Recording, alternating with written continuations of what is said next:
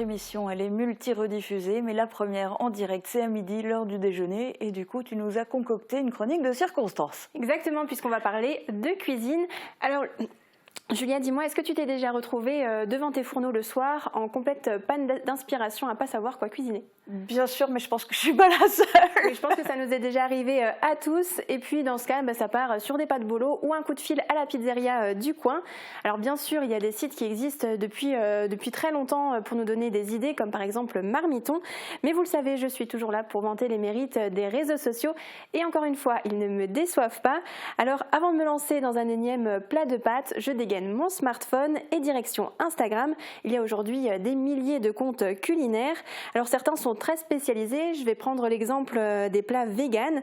Vous avez entre autres le compte Vegan Bowls. Alors regardez-moi ces belles couleurs, ça donne envie. Et ensuite, si vous cliquez sur chaque photo, vous avez la recette complète qui l'accompagne.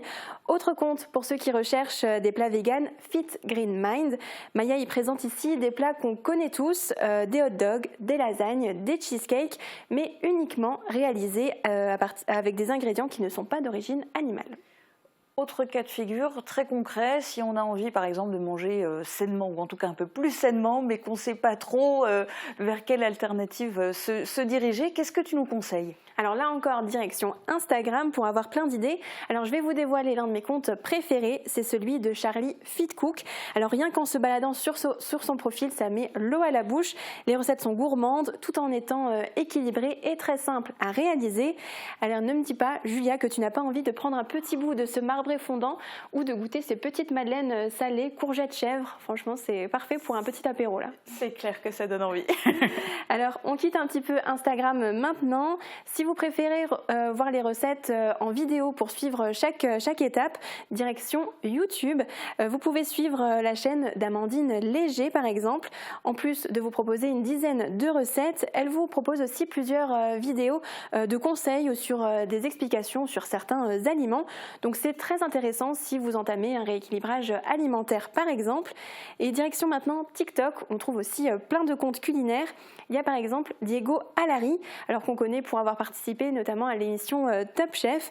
Ici, il partage chaque jour des recettes super accessibles et rapides à réaliser, donc parfait pour ceux qui n'aiment pas trop cuisiner.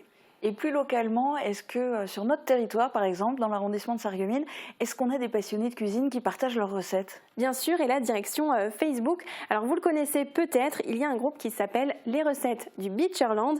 Il a été créé en mars 2013 par Corinne Faber, habitante de Montbronn. Alors je lui ai demandé, j'ai discuté un petit peu avec elle pour savoir comment lui est venue cette idée. Et elle m'a expliqué, je la cite: un matin, ne sachant pas trop quoi faire, j'ai essayé de publier une recette venant de ma maman qui était toujours occupée à préparer les bons plats pour sa famille. Et l'idée, pourquoi pas, de créer cette page qui est devenue pour moi comme un devoir de préserver les recettes de nos mères et nos grands-mères en essayant d'y apporter une touche de modernité. Et en plus, cette page Facebook, il me semble qu'elle a rencontré pas mal de succès. Hein. Oui, alors au départ, l'idée, c'était vraiment de créer un groupe pour la famille ou à partager entre collègues.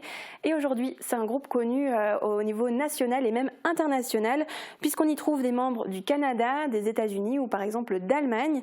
Alors ce sont parfois des personnes qui sont originaires de la région et qui y retrouvent ici les saveurs de leur enfance. Et pour Corinne, c'est devenu un petit peu une vraie famille, mais qui compte quand même plus de 78 000 membres. Oui, quand même.